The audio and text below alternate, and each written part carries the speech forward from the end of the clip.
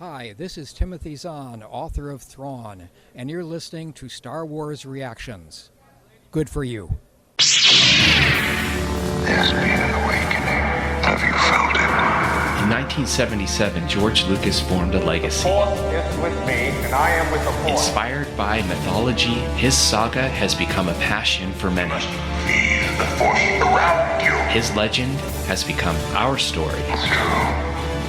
All of it. One of resistance, We are the spark that'll light the fire that'll burn the First Order down. rebellion, Rebellion is built on hope. and redemption. I am a Jedi, like my father before me. This is Star Wars Reactions. Remember, the Force will be with you.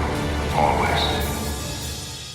Well, hello, everybody, and welcome to the 121st episode of Star Wars Reactions.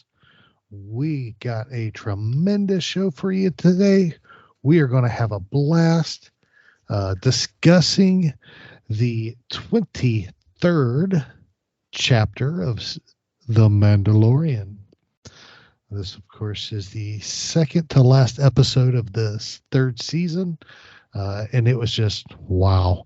So let's get this ball going. My name is Aaron Harrison. Joining me is he's the Mando to my Grogu. Please give a warm applause and welcome to the David Modis. What's up, brother? Oh my gosh. Well, what's up is this episode from last week's episode. It's way up. The massive contrast effect. Ooh. Wow, is this one blew the doors off, and so impressed. Ready to react. And as I say, I'm always excited to record with you, and let's do this. Yes, let's do it, because it is a tremendous episode. Chapter 23 of Season 3 of The Mandalorian. This episode was entitled The Spies, released April 12th of 2023, and directed by David. Oh, really? I always mess up his name, so. Well, no, you always have me do it. Yeah, whether it's Jonas Suetamo and other names, but this is Rick Famuyiwa. Yep, that name. That guy. Dude, I'm sorry. If you're listening, Rick, I'm sorry I cannot pronounce your name. I try, I fail. I try some more. I fail some more. And then we just carabast for a while. But anyway, Rick directed this one, and it was written by Jon Favreau and Dave Filoni for president. This episode begins on the streets of Coruscant, where we see Elia Kane having a private communication with Moff Gideon. She tells Gideon of the situation with the Mandalorians coming together to retake Mandalore. Gideon tells Kane to continue her mission, and he will deal with our Mandalorian friends. Gideon then walks into a private room where Imperial warlords, called the Shadow Council, which include Commandant Brendol Hux and Captain Pellaeon, are talking via holograms. Gideon tells the other warlords of an arising problem involving the Mandalorians wanting to retake Mandalore. Pellaeon says that would hamper their plans, and he says that Thrawn will be arriving soon. Gideon scoffs at the captain and says he doesn't hear anything about Thrawn's return. In addition, Gideon asks Pellaeon and Hux for reinforcement: TIE bombers, TIE interceptors, and Praetorian guards. They reluctantly agree. Next, we see the arrival on Nevarro of Bo-Katan with the numerous Mandalorians and the fleet of ships they had stolen from the Empire. Grief Karga greets Mando and wants him to see a gift that he has for him and Grogu. And it's IG-12, which is made from the remains of IG-11. So would that be an upgrade? It is an upgrade. Anyway, IG-12. And Anzelin is driving IG-12 because he has no memory, so he has to be piloted. Jumps out of him, and Grief Karga puts Grogu inside to drive IG-12. A bit of humor ensues as Grogu keeps using the yes and no buttons for quite a bit, and the scene shifts to Bo-Katan proposing a way to retake Mandalore. She asks for members of both tribes of Mandalorians to be a part of the mission. Din Djarin and Grogu volunteer, followed by others from both sides. The scouting party, in Bo's gauntlet, flies to the surface where they land and eventually meet another tribe of Mandalorians on a massive skiff who never left Mandalore. Many of them are hungry and hurt, so the armor takes the Mandos injured Mandos back to the fleet in the atmosphere above Mandalore, and this tribe of and the remaining tribe of Mandos tell their heroes that they will take them to the Great Forge. All the way we learn of how Moff Gideon came to possess the Darksaber. He lied and said that if they disarmed and the city's lives would be spared. Gideon lied and the purge of Mandalore was complete. Next, they were almost killed by a massive beast that crushes the skiff with a huge tail. Then Bo, Paz, Grogu, and other Mandos find the Great Forge, only to be attacked by jetpack flying stormtroopers wearing Beskar armor. This skirmish leads to the Mandos into Gideon's secret base on Mandalore. Gideon is decked out in Beskar armor himself and says he is the new version of the Dark Trooper. Din is captured by Gideon, and Gideon reveals his plans on how he wants to take the best of the Jedi, the cloners, and the Mandalorians to create an army to take over the galaxy. Paz helps Bo-Katan and Grogu and the other Mandalorians escape, but Paz Vizsla ultimately loses his life to the 3 Praetorian guards with weapons that pierce the Beskar. Cut to the credits. So let's go ahead and hit our initial reactions, and let me go first, if you don't mind, David. Do it.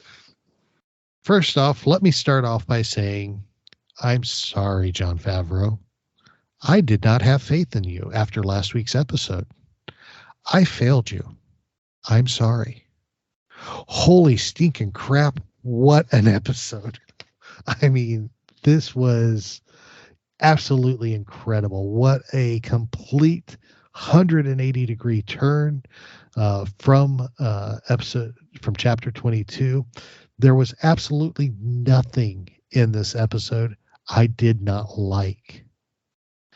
Everything just fit perfectly. When they first introduced Captain Pellaeon, I literally lost my mind.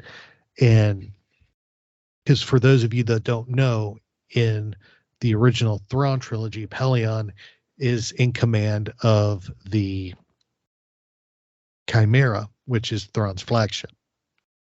So he's a huge part of the Thrawn lore. So that did nothing. That did nothing but reinforce my belief that by the end of the season finale, which is the next episode, our blue-faced Chiss will make an appearance. Especially since they went ahead and introduced who's playing him at Celebration. I got a feeling we're going to see him sooner rather than later. So, but man, everything about this episode was perfect, top-notch acting, story, plot, soundtrack, special effects, Easter eggs, everything was perfect. Long live the Empire. David, tell me, what did you think? Well, I said, I was blown away. Look, the money they saved on last week's episode, yeah, they spent it here, and great choice. I was so impressed with the visuals and special effects. Like, for example, when they have this overhead shot of Nevarro at a distance, seeing the light cruiser with the Mandalorian symbol painted on the bottom of it, going over Greef Karga's office there on Nevarro. I'm like, oh my God, watching those ships land in front of the armor and all those Mandos, those special effects, the Beskar wearing jetpack flying, troopers. They didn't give us a name to those guys yet. All those visuals, Grogu inside of IG-12. I mean, unbelievable visual and special effects. It did not look like they skimped at all. The story advancement, just again, so good. The reveals and the cliffhanger. We've got, Din captured by Gideon, and you're like, what is going to happen? And Bo and a large number of those Mandos are trying to get out of that area and out past the Great Forge. And we know that the gauntlet has been taken up probably by, I think the person who flew out the top was maybe Axe Wolves, I think, trying to get back to the fleet to let them know what's going on. But we've got the cliffhanger, right? Saturday morning serials. People have heard me bring that up a million times. The tie-ins to Heir to the Empire were so cool. Like, Aaron mentioned, and again, just us talking to Timothy Zahn just a couple months ago, it's blowing my mind. I'm like, we were just sitting there. And then when we talked with him, about doing a bumper for our little old podcast, he goes, sure, I'll do it. And he was on, he goes, hey, I got something. And he goes, I'm the author of Thrawn, and just so cool. And to see all this, and like Aaron mentioned, Captain Pellaeon and so on. I love that. I'm just eating this stuff up. It was great to see Moff Gideon again. Boy, we've been waiting to see him. And then, of course, I'm sitting there going, what does the next episode hold? And I'm super excited to see what that is. As we record it, we got less than a week, and I can't wait to watch it and record with you, buddy, and go over that one. Oh, man, I cannot wait either. It's going to be insane because, I can't, after seeing this episode, I can't even begin to imagine what they're going to do in the next one to live up to this one. So it's incredible. So let's jump into our talking points for this episode, because I mean, there's so much to talk about, and we got a limited amount of time. So we're just going to run through a few things here that jumped out to us as incredible. We'd be dismissed if we didn't talk about, the return of our IG units to the Mandalorian. And let's talk about IG-12 and the Grogu pilot. This was definitely the comic relief of the episode, because without it, this episode would have been so heavy, and so incredible. I mean, the episode's incredible with this scene or without it, but this just added to the incredibleness of this episode, because you get excited, you get sad, you're anxious, you're nervous, you're laughing. I mean, it's covering the whole gambit of emotions in this episode, which is incredible to do. And of course, Grogu, we get this thing. They bring out, or Greef Karga brings out the IG-12. The Anzellan gets out, and I love it how he walks by Grogu and he goes, "Bad baby, no squeezy." Yes. Oh my God! Which I couldn't help but laugh, because as soon as he walks in, the IG walks in, and you see the Anzellan in there, you see Grogu just kind of perk up, and you're like, okay, is he perking up because of the Anzellan or because of IG? And then of course the Anzellan gets out, and Grogu's just kind of waddling over, and I'm like, oh my God, that could not have been more perfect. Yeah. Yeah, go ahead. And then, of course, once Grogu or Greef Karga puts him in, of course, Greef and Mando are having an argument. No, he's ready for it. No, let's just see how he does. Let him walk around the office. This is not a good idea. He's not ready. He's not good for this. This isn't going to work. And next thing you know, He's just pushing the button. He's telling them exactly. He's using it to communicate. Yes. Yes. No. I mean, it was funny. It was funny. What did you think of IG-12 and his new Grogu pilot? I just think it was brilliant. I mean, just brilliant because it's funny, and again, if you're a parent, and they're walking, Mando and Grogu are walking down through the market, and he's like, yes, grabs food, and he's just mowing it down. It's hilarious. But it's brilliant because unlike the pram, it allows him to get around. It is allowing him to start communicating more. And it allows him to, and you remember this, the scene, I didn't put it in the overall show notes. There's so much in this episode, but it allows him with arms, unlike the pram, to be able to break up that fight between Paz Vizsla and Axe Wolves, and allowing that scene for Bo-Katan to say, wow, you've taught him well. And Mando says, he didn't learn that from me. Of course, we immediately think Luke or his original training at the Jedi Temple. But that IG-12, it allows him to do that, and this really, I think, opens up a lot of storytelling possibilities. The other thing I thought about, buddy, was, boy, Mando got the new ship, the N1 Starfighter, and Grogu too, but now Grogu goes from the pram to this, and I love the upgrades. I love it. Oh, absolutely. The upgrades are phenomenal. And I mentioned in my opening statements the Easter eggs. Did you catch the Easter egg in the scene when they're walking through the market? Let me think. He's walking. I'll give you a hint. Give me a hint. What he picks up. Oh, Maluran. Yes, he picks up a Maluran. Yeah. Harris' favorite. Yeah. So yes, he picked up a Maluran, but that was just an awesome scene, and I love how after the whole Maluran incident, Mando just kind of looks at him and goes, "This isn't working for me," and turns and walks off. It was just funny. Perfect. It was awesome. It's like they're creating a little bit of it's like he's growing up.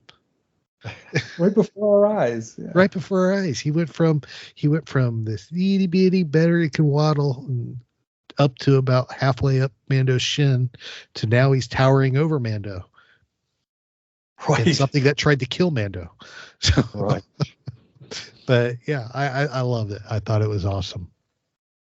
Now, of course, we would be dismissed if we didn't talk about the Shadow Council and this group of Imperials that are organizing basically the new empire. And I love how they put it that they're supposed to be acting out and acting like individual warlords, unorganized and everything, when they're really an organized conglomerate and that's building up their fleet so they can come take out the New Republic. Preparing the way for, and I think even heard one of them say they're preparing the way for the return of Thrawn. Right. Which is so exciting. Oh. So exciting. I say that as my 6-inch Black Series Thrawn is standing on my mic stand staring at me. He's already made a triumphant return to my desk because he never left, but he's going to be making his triumphant return to Star Wars. But I mean, tell me, what are your thoughts on this Shadow Council, man? I mean, we saw it recently in the finale of Bad Batch. We saw Tarkin and his little council of leaders, which included Hemlock and Orson Krennic and so forth. Now we're seeing this Shadow Council of leaders. We saw the ISB Council in Andor, and now we got the Shadow Council here in Mando. Tell me, what were your thoughts there, my friend? Well, one of the first things I thought about, and this is a funny part. I have to share this is when I saw all the warlords talking, I could hear Jason Fry, who again we had him on for the 2-part season finale to Bad Batch season 2, and how he joked about how only in Star Wars do we get excited about Imperial sitting at a table, and we did. I was like, who are these people? And of course, we found out one of them there was Hurst Ramadi, and again, listen to that episode with Jason Fry and learn more about Jason Fry's relationship to Hurst Ramadi. Take a listen to that. But here I'm like, oh my gosh, I'm excited. Of course, I have the I have the closed captioning on, so it's got I see all the words and who these people are, and when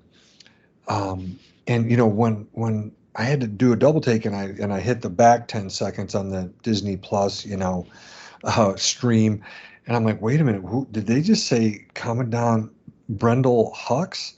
And sure enough, they did, and I was like, holy crow, that's General Hux, right? That we see. That's his father, talked about in the Aftermath series and stuff like that. Pellaeon, again, just heir to the Empire, seeing him talking. And of course, he talks about a Thrawn. But what we do learn is you can see that Captain Pellaeon, does tell Hux. He does nod to him ultimately as a yes, you can give some of those resources over to Gideon.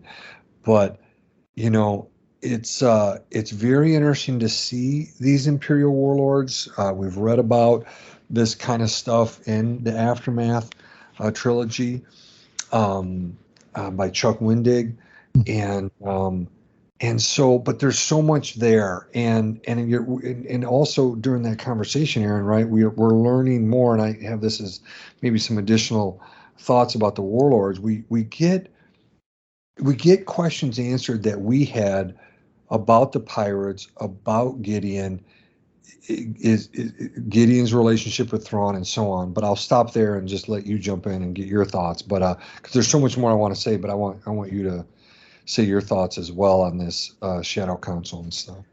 Well, I absolutely loved it. Because you always have these ideas of how things go, and we had to be somebody pulling the strings somewhere, because we knew Thrawn would come back eventually. But I mean, the idea of a Shadow Council doesn't surprise me at all. Especially an organization like they're doing to take down the Republic, with that as their ultimate goal. So I loved it. I was excited when they said when they said his name, Commandant Hux. I was like, really? Okay, yes, we're kind of right in with the sequels, just with that one name right there, and talking about him and cloning, and it kind of surprised me he was wanting clones, because Hux was all about in the sequels, Hux was all about the conditioning of youngsters from when they were little, unless we're completely mistaken and every one of those stormtroopers all look like Finn. Right. Right. Which is what we call job security for John Boyega. But yeah. But it was, I loved it. I thought it was fun. I could see some very devious stories coming out of the Shadow Council. I could see there's so many places they can go with this, whether it's in live action or whether it's in a book or comic. I want to see what this council does beyond just what we saw in this episode. Right. Because I'm not hopefully we will get to see them again, but if we don't, they need to tell us the story of this council and how it came together is what I want to know. How these people came together and how this plan got hatched, who organized it, and who who triggered everything in order to make to basically be there waiting on Thrawn. So Yeah. I don't know. Yeah. A lot of questions to ask. A lot of questions. So. All right. So, of course, we have the change of pace at that point over to the Mandalorians as they all arrive on Nevarro, and we see the coming together of the tribes. The path. I just blanked on the. Oh, the Children of the Watch? Children of the Watch. That's it. Children of the Watch. Children of the Watch, and of course the regular Mandalorians who are all taking their helmets off, and then ultimately the group that survived and are still on Mandalore. We had all these tribes coming together, forming one cohesive unit. And of course, you know, I'm extremely curious. We'll get into that in a little bit, but it's awesome seeing these people come together, and of course it's not without their issues, because you see Paz Vizsla and Axe Wolves get into a fight, be over a game of space checkers, right? And they're going at it, and Bo-Katan's like, it's bound to happen. Just let them figure it out. And so they're just standing there watching, and it's IG-12 piloted by Grogu that breaks him up, grabs him, separates him out, and just keeps hitting the no. And of course, they just put up their weapons and walk away. And it's the dynamic is very interesting to see, because you got people that fraction, and I love how not Bo-Katan, but how Djarin, when he's talking to Bo-Katan, when they're talking about how she lost, after she talks about how she lost the Darksaber, they talking, and he's like, you know, I never knew that. You know, I was always taught that y'all drifted from the ways and taught to hate you, but now hearing what happened, you know, it's, you know, I never knew that, and it puts it in a whole new light. And he basically apologizes for prejudging her, and is willing to follow her again, because, you know, she got tricked. She got played by the player. Oh, no doubt. So tell me your thoughts on the Mandalorian factions and the differences between them, and your reactions to everybody coming together. Yeah, the part where he does say, you know, the Darksaber doesn't mean anything to me and the Children of the Watch. It's more honor and character, and I'm trying to remember the third thing he said about Bo-Katan, but it did kind of, it really brought me some tears, and for him saying, hey, you know, it's really, you know, good to hear what you're about. He's learning more. Of course, I've talked about this in my psychology corners that, you know, as everyone listening knows, humans are really difficult to get along with. We're tough. And I've spoken about this a little bit about like our tribal nature. You know, I've heard many psychologists and even non-psychologists say that, say, for example, everyone on this planet was the same color skin. That as humans, because we're so tribal, we would still find something. Like, I think the example I've done on the podcast before, Aaron, is, you know, you and I could look at someone and go, oh, they're short thumbs. Aaron and I have long thumbs. Oh, you're not part of Aaron and I's group. You're short thumbs, we're long thumbs, you know, and or whatever it is. You know, we talk about in psychology, in-group, out-group dynamics. It's been around since the beginning of time. And so it isn't easy to overcome this. I was talking about this today with a number of my coworkers who are in behavioral health, and we were just talking about the prefrontal cortex and overcoming division and factions. It takes a lot of cognitive skill, intellectual honesty, the ability to be empathic, to see things through. That prefrontal cortex is critical in helping us to overcome differences and religious differences and color of skin differences. Man, oh man, it's tough. It's tough. If it was easy, we'd all be getting along right on this planet. Same thing here. I really see Jon Favreau and Dave Filoni, mirroring back to us, what we're seeing on planet Earth. So I enjoy seeing these factions come together. I very much would like to see people get along better on this planet. That's why I'm a psychologist, trying to help individuals and people get along better. So I love this whole aspect of these tribes and stuff like that, and the whole the whole discussion between these factions, these tribes, and then coming together. So really, really enjoying it. Very good. Very good. And I'm sorry about that. I forgot to turn my alarm off to tell for my medicine. So I'm trying to make sure that I've got the notification off, trying to do a good job at that. So hopefully we're trying, right, buddy? Yep. And I pulled the Carabast out. So Carabast. All right. Well, we're going to take a quick break. We're going to come back and talk more about the Mandalorian. Hang with us. We'll be right back. Welcome back, everybody. Aaron and David here. We are discussing the latest chapter 23 of The Mandalorian, of course, called The Spies. And there's just an incredible episode, really, to be talking about.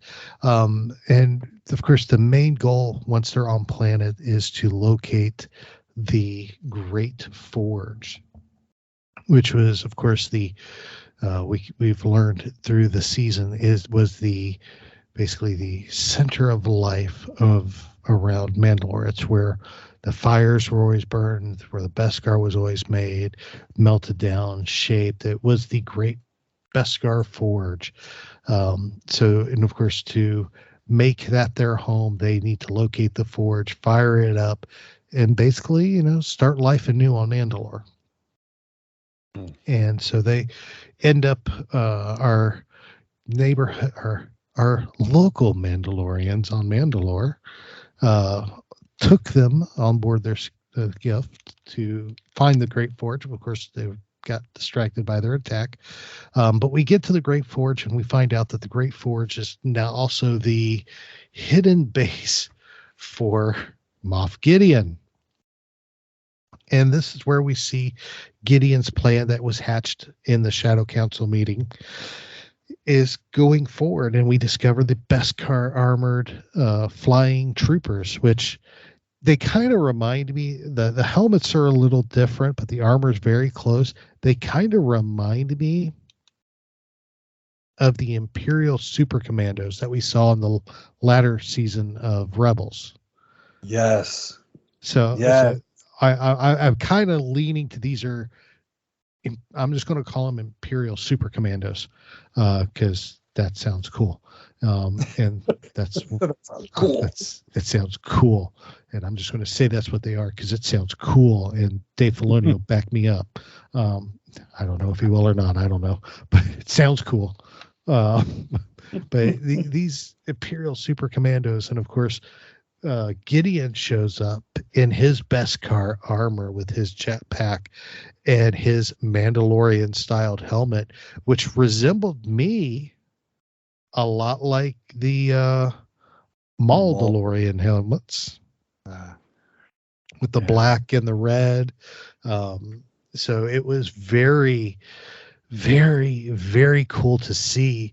And of course, the battle that ensued, the trap that was laid by Gideon was just incredible. The action in this scene was just awesome, with the Mandalorians flying around and shooting and just everything going so it was just so fast moving, so fast paced, and it was just, oh man, I loved it. I mean, it was awesome to see these guys going out, because to me it takes me back to Rebels, because we saw that a lot in the last season in the Mandalorian episodes of Rebels. Yeah, definitely. So it kind of took me back to that final season. And we saw them fight it out really well. And of course, the trap is sprung. Mando gets captured by Gideon and his Imperial super commandos. And of course, all of the Mandalorians are trapped in a room by blast doors on each side, and they're just trapped, and they're simply going to be executed. But if it's not, Gideon gives Bo-Katan an opportunity to surrender the saber again, and makes her pretty much the same promise: everybody will live. Yeah. Of course, she's not going to buy it this time, so she runs across the room and cuts through the other door with the dark saber, and everybody, of course, they take Mando away, and everybody starts a firefight. Ensues, and it just it ends up with Paz Vizsla standing his ground and leading the fight at that point to cover everybody else's escape. And it oh man, what an incredible fight. And I felt so, Paz Vizsla was somebody that between this show, between his appearances in Book of Boba Fett, you weren't sure really whether to like him or not like him, or because he was really really hard on Djarin. So seeing him fall in the way he did was very sad, especially since that's how they ended the episode. I mean, yeah. But man, tell me, David, tell me about it. What are your feelings and thoughts and reactions to the whole battle of the Great Forge, as I'll call it? I like it. The Battle of the Great Forge. Lots of reactions. I thought it was brilliant how he has a base there, kind of like he did on Nevarro. Oh, that one got shut down. It also starts to bring forward, why he bombed it, cleared them out of there. He builds his own base there to use the Beskar. Now, here's where, and I put this in our talking points. I was thinking about The Incredibles, right? When they talk about the bad guys monologuing, right? And they do their monologues. And so here Gideon, he gives his monologue, right? He's like, I got to fly in, look super dope, right? Lands and starts to monologue and talks about his, entire plan.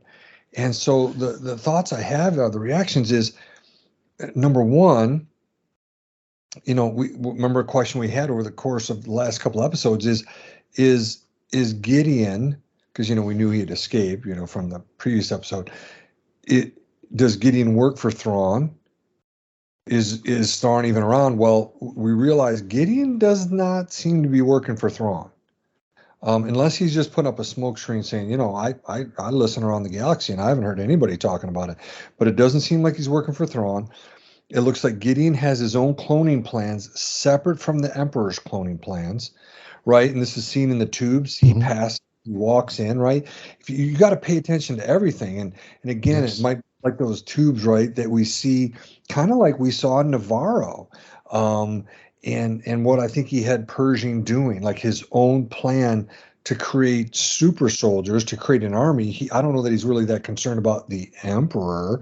It's more about, and he says it, I want to take the best from the Jedi, the best from the Mandalorians, right? This Beskar armor and cloning. And I was like, the writing by Favreau and Filoni here, man, is just great. But take, those tubes as he walks into that initial meeting, you can see, the stuff we've seen in previous seasons and stuff. It's so I just thought there was so much there. It's so rich, and the pride in him. I'm the new version. The best part about it has me in it. Mm-hmm. I'm sure Giancarlo Esposito saw the script and was like, "Wow, perfect, man! I love this." And but it was really really cool, really well done, and I felt so bad for Paz when those Praetorian guards came in, and Again, they look. Let's see. If this is before this. Yeah, so they've got those kind of more of a Mandalorian mask on them than say the Praetorian Guards in The Last Jedi and stuff like that. But right. So again, just I loved all of it, and what a great the Battle of the Great Forge, and wow, it's left our heroes bruised and beaten, but we're going to cheer them on next week and see what happens here. Oh, absolutely. It was such an intense scene. And the Praetorian Guard, yeah, I will admit, it struck me, being this only 10 years removed from Return of the Jedi, it kind of struck me out to have Praetorian Guards. I figured that was more of a Snoke thing than something that existed during the Empire, because if that was the case, why weren't they guarding Palpatine? Because we had the Imperial, the Emperor's Royal Guard doing that. Again, all in red like them, but this Praetorian Guards got me scratched out. Don't get me wrong, it was incredible to see these guys again. It has been way too long since we've seen them. And I love that. One of my favorite lightsaber scenes in Star Wars period is not my favorite, but I said one of my favorites. So before y'all start writing in, but one of my favorites is that battle in The Last Jedi with Rey and Kylo versus the Praetorian Guard, because that was just an incredible fight. To see them again in action, it was just it makes me wonder if Luke Skywalker is going to show up and take him out. Right. I mean, because I agree with you. They were BA, man. Mm-hmm. They were most impressive, and I just, oh man, they were so awesome. This was such a great episode, and I cannot believe they left us hanging like that. Yes, I can believe that, but I just cannot wait to see where this next episode goes, because it is just so much going on. It has so many questions unanswered. What's the status of the fleet in orbit? Where's Djarin? What's going to happen with the Mandalorians? Is the New Republic going to show up? Right. How is all this going to play out? Are we going to end up with another end of the Bad Batch where it feels like Empire Strikes Back again with this end of this third season of The Mandalorian? But I just, oh my gosh, I cannot wait till Wednesday to watch the final episode of the season, because it was just so good. All right, well, any other points you want to hit on before we go into final reactions? No, I feel good about what we covered, man. There's a lot in this episode, but I feel good about what we did, buddy. Very good. Well, let's go ahead and kick off our final reactions. David, why don't you go ahead and start us off with that? Yeah, well, I texted you that, I think this episode is equal in quality to the Twilight of the Apprentice. Now, yes, I just said that. Look, I can't believe the difference from the last episode to this episode. Sometimes I'm like, wait, I think they're crazy like a fox, right? Put that in there and it makes this one look even better, right? It's I'm so impressed with this episode, and really, Aaron and I've talked about this a little bit offline, and on this show, like how do you top this episode next week? But I hope they do. I think they will. And something I have in my mind is Thrawn. Anyone? Well, I have to agree with you there. As I said earlier, I still feel that, especially since we got Pellaeon, we've had the talk of Thrawn, we've had the announcement at Celebration that Lars Mikkelsen is Thrawn. They've said too much for them not. It almost feels like they're setting him up for an early appearance.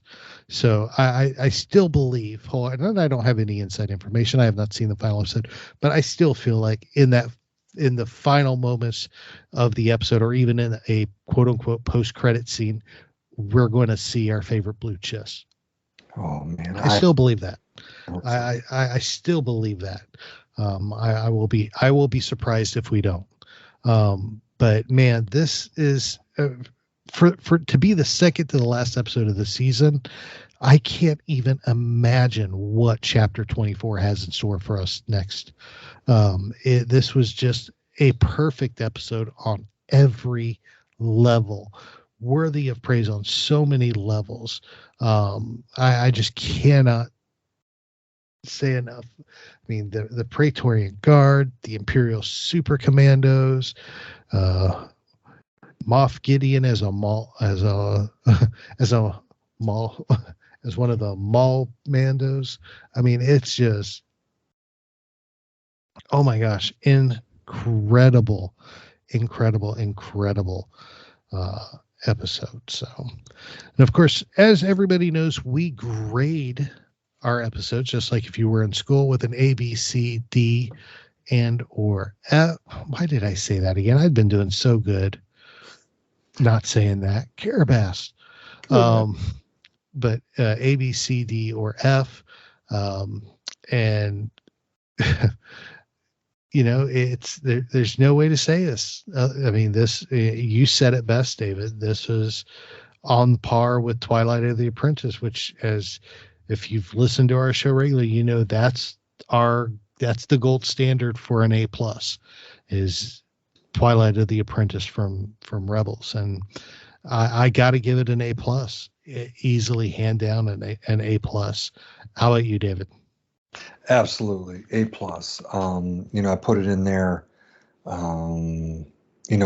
yesterday morning after I watched it. I watched it in the morning before work, and glad I did.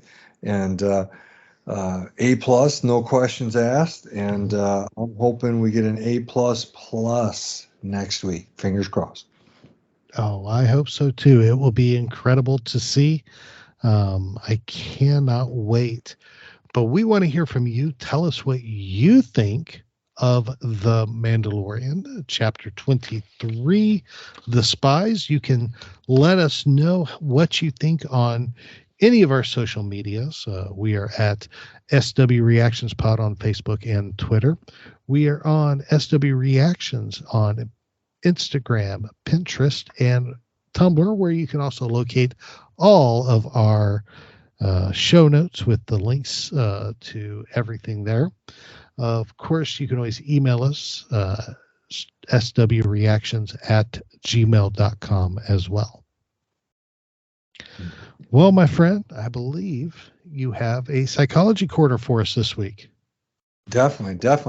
Real quick shout out. The title of this episode is called The Spies. And Aaron and I didn't really jump into who that is. Is it, Elia Kane at the beginning and Moff Gideon? Is it the Shadow Council? I've heard other theories. Definitely check out Rebel Beskar podcast. They do a breakfast pack. It's number 55. Listen to it today. Greg McLaughlin, Ross Holleben, and Tom Gross, CWK Newsman. We're all on there and did a great job covering this, and really started my mind going about, oh my gosh, who are the spies? Oh my gosh. So take a listen. I really want to recommend that. And Greg's always giving shouts out to other people's podcasts. So just a real quick side note. All right. So as our listeners know, I've been looking at how Mando, Din Djarin, mentors Grogu in each episode of season 3. Now, last week, I was pretty blunt and said there really wasn't any. This week, however, again, staggering difference in episodes. And here's another way that it was to me, infinitely better than last week's. You know, some people might say, why are you so down on last week's? Well, let me go over some examples here of the mentoring we see. And really, to a great extent, you see it coming from Bo-Katan. It's not just Din Djarin. Of course, we've seen Paz Vizsla do some good mentoring, some good things for Grogu to listen to. So, you know, again, remember, I have these main points, main bullet points describing aspects of good mentoring. The one I wanted to start on was mentoring that provides feedback in a manner that is growth-focused and non-punitive. You know, a quick example of this, and you could miss it, blink and miss it, was when Din tells Grogu near the Great Forge as they have Gideon's troopers in retreat, and Din says, "Okay, you got to keep up." I thought that was so cool. It's encouraging. In a mentoring way, it's saying, you can do this, man. And then you see Grogu inside of IG-11 and making his way and keeping up as they head over to battle more of Gideon's forces and stuff. To me, you know, that's Din saying, you know what, you're here, you're in the heart of this battle, and let's keep it going and let's win. So I thought that was really kind of cool. That was very growth focused. I mean, he did. We just said he's gone from his pram to IG-11. You've got some growth here for Grogu. Another bullet point I have in here regarding mentoring is mentoring that conveys warmth and collegiality, right? For me, you know, an example of this is when the two tribes are face-to-face on Nevarro, right? And Grogu hears the armor welcome Bo-Katan's Mandos and even states that they'll prepare a feast for them. You know, she diffuses it. There's a lot of tension there. She diffuses it and says, hey, let's eat together, right? And here is, you know, the armor is not talking directly to Grogu. However, he's seeing this. He's seeing people try to solve the issue I mentioned earlier, trying to get people to put down differences and get along together. Mentoring that embraces challenging conversations. It knows that tension, misunderstanding, and moments of conflict occur and navigates them. The example I just gave, I think it could fit under the bullet point above and this one here of embracing challenging conversations. You know, another one is Grogu hears Bo-Katan state that Mandalore has always been too strong to defeat. However, they've been defeated due to their divisions. Of course, go back to the episode The Mines of Mandalore. Her and Din and Grogu are moving down through Mandalore, and she does talk about that division, those factions there as well early in the season. It's good for him to hear this. United you stand, right? Divided you fall. The next bullet point on mentoring here I have is mentoring that shows that the mentor has done internal reflection and models the right behaviors for the mentee. Again, you know, Grogu hears Bo-Katan continue to speak about how she tried her best to save lives in Mandalorian cities by disarming and even to the extent of her handing over the Darksaber. You know, Grogu hears Bo's experience with people lying to her and how painful life can be. It's important for him to hear that, you know, and to a large extent, I think, you know, as I wrote that, I thought, well, you know, we saw flashbacks in Book of Boba Fett, and then this season of Grogu experiencing clone troopers turning on the Jedi in the Jedi Temple. And so he does know how painful life can be. I think in these experiences, he can see it can happen anywhere. It wasn't just on Coruscant. It was around the galaxy. Okay. So, I don't know. Those are just some of the examples in there. I just thought there were so many good ones, and like I said, this one Bo had a number of different, monologues herself to be able to talk, and Grogu was there hearing it, and in my view, he's learning some really good stuff from Din, and some really good stuff from Bo, and from the armor, and so there's my psychology corner. It'll be interesting to see next week what we have for the psychology corner for chapter 24. Very good. Very good. Excellent. And if anybody has any questions about your psychology corner or they want to talk Star Wars, how would they go about doing that? Definitely. Two places. Twitter is at David_Modders, Modders. And of course, Instagram is just look up my name, David Modders. I mentioned this before. I had to post that picture again of you, me, and Tim Zahn. He was so nice. Did the interview with us, signed books, just a great time. And so I wanted to post that again. I keep saying I need to do better. I will try to do better on Instagram. I really need to share more of my Star Wars pictures and stuff like that. But those are the two places. How about you, buddy? Well, the best place to talk Star Wars with me, of course, is on Twitter at TAHarris121079. You can find me there all the time. So, well, David, you know what time it is? It's time to say goodbye. We're not doing a Star Wars Dad Joke of the Week, right? Yes, we are. Oh, my. It's a Mandalorian themed one, too. Are you serious? I'm dead serious. Oh, my gosh. I'm sorry, listeners. That's right. It's Star Wars Dad Joke of the Week time. Here we go. If you're ready. Why did the Mandalorian keep winning races? Oh my gosh. All right, Aaron. Why did the Mandalorian keep winning races? Because he drove the Beskar. Oh, that's actually kind of funny.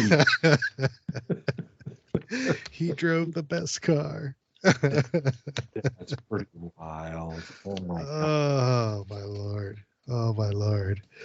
There you go, folks. Keep driving the Beskar. You'll be just like Mando. So, David, buddy, this has been fun.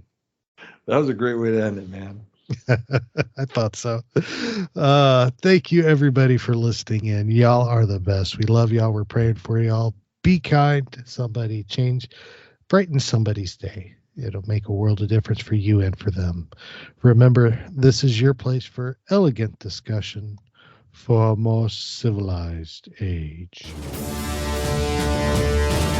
If you'd like to share your thoughts, you can email us at show@starwarsreactions.com for our show notes and the latest news from the Star Wars universe. Visit our website at www.starwarsreactions.com. You can also follow us on Twitter at SWReactionsPod or on Facebook at Star Wars Reactions. If you enjoy our show, please leave a review on iTunes. This podcast is not endorsed by the Walt Disney Company or by Lucasfilm Limited. It's intended for entertainment and informational purposes only. The official Star Wars website can be found at www.starwars.com. Star Wars. All names, sounds, and any other Star Wars related items are registered trademarks and or copyrights of Disney and the respective trademark and copyright holders. All original content of this podcast is the intellectual property of Star Wars Reactions unless otherwise indicated. Star Wars Reactions. Elegant discussion for a more civilized age.